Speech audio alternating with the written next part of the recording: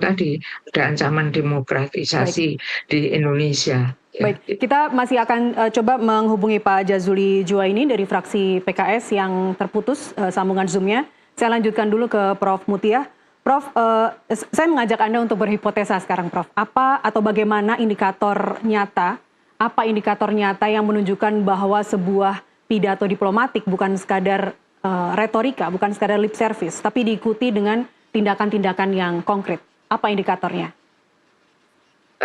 Kalau saya tidak siap untuk menjawab itu ya, karena di dalam teori diplomasi itu ada standar itu kalau negosiasi ya, kalau suatu perundingan itu berhasil kalau yang dirundingkan itu applicable, bisa dilaksanakan. Kemudian ada jaminan keamanan gitu ya.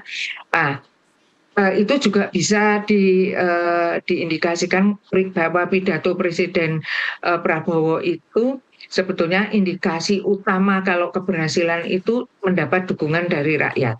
Rakyat itu semua juga mengapresiasi gitu ya. Nah, itu kan biasanya ada test the water ya. Jadi bagaimana nih seperti ini kan saya merasa dites nih. Bagaimana pendapat tentang Prabowo? Kalau pendapatnya semua itu positif, itu berarti itu indikasi berhasil.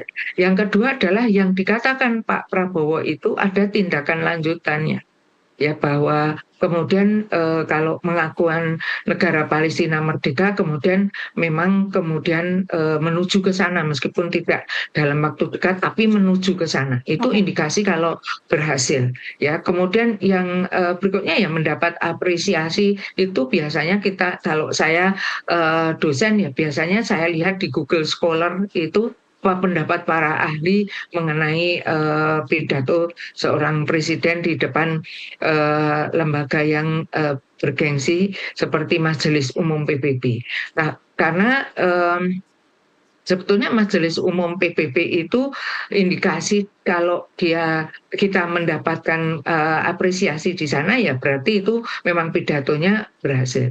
Yang saya lihat kan belum itu. Tadi 146 negara mendukung ya. 146 negara mendukung, ingat bukan Palestina merdeka. Palestina sebagai negara, belum merdeka. Baru sebagai negara. Masih ada step selanjutnya untuk bisa menjadi merdeka, jelas penduduknya, jelas wilayahnya, jelas pemerintahannya. Ini bagaimana gitu ya. Tapi itu pun sudah angka yang bagus, Prof. Itu pun sudah angka yang bagus karena dibanding 10 negara yang mendukung Israel. Harusnya ini ya, itu sudah bagus. Tapi begini, jadi itu kan dukungan yang belum diambil suara toh. Saya belum dengar Majelis Umum PBB sudah mengambil voting untuk mengambil siapa yang mengakui negara Palestina sebagai negara di voting. Yang semula mengaku itu bisa kemungkinan seperti penjelasan Guterres ya. Yang dia sudah optimis banyak yang mendukung, tetapi ternyata di dalam voting itu bisa berubah gitu. Nah, kita juga langkah yang near ini, yang langkah dekat itu adalah menjaga yang semula itu harus ada lobby namanya ya. Harus ada lobby yang menjaga supaya yang semula mendukung Palestina itu Palestina sebagai negara tetap memberikan suaranya. Ya. Bisa berubah ya. Indonesia sendiri dulu diminta Ahmadinejad minta dukungan supaya jangan dihukum karena dituduh memiliki senjata pemusnah massal. Nanti kalau ditanya di Dewan Keamanan pada waktu itu Indonesia menjadi anggota tidak tetap Dewan Keamanan PBB. Ketika terjadi pemungutan suara Indonesia itu berubah jadi tidak mendukung, kemudian diprotes negara-negara Arab, kemudian baru jadi absen. Baik. Gitu. Nah, Ahmadinejad kan kaget loh. Kamu kan saya datang ke sini katanya mau mendukung. Jadi bisa berubah, Mbak. Tergantung nanti voting di dalam Majelis Umum PBB. Setelah voting misalnya katakanlah ya semua negara mayoritas mendukung Palestina sebagai negara, baru dibawa ke Dewan Keamanan. Baik. Prof. Mutia sebagai Guru Besar Geopolitik Timur Tengah, apa saran Anda untuk Komisi 1 DPR yang membidangi masalah pertahanan, intelijen luar negeri, serta komunikasi dan informatika. Apa saran Anda bahwa untuk mengawal pidato Presiden di sidang umum PBB kemarin tidak sekadar retorika? Terakhir, Prof, silakan. Kalau tidak sekadar retorika ya apa Pak Prabowo mengusulkan untuk mendirikan tim independen di PBB ya, yang mengawal kemerdekaan Palestina, step-step tadi ya, dari wilayah Palestina yang mana, kemudian penduduknya bagaimana dikembalikan, itu dikawal. Dan tidak mungkin kan Indonesia sendiri lah itu dengan mengajak negara lain. Ada yang pesimis dengan OKI, kalau saya OKI adalah salah satu wadah yang bisa dimanfaatkan untuk menggalang solidaritas untuk Palestina. Jadi ini langkah yang berikutnya itu. Jadi langkah itu dibedakan jangka pendek, jangka menengah, jangka panjang.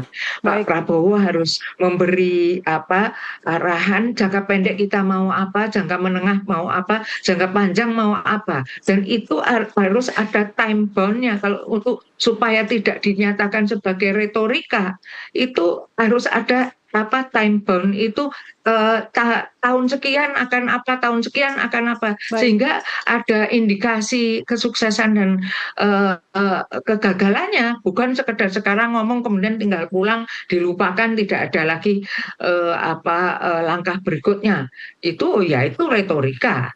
Tapi kalau setelah ini kemudian Pak Prabowo mengumumkan jangka pendek Indonesia akan mendorong ini, jangka menengah ini, jangka panjang ini, dengan time bound, dengan waktu yang jelas, maka itulah yang bisa kita indikasikan itu bukan sekedar retorika. Kita juga tetap berpegang bahwa semua yang kita selesaikan itu applicable, bisa dilaksanakan.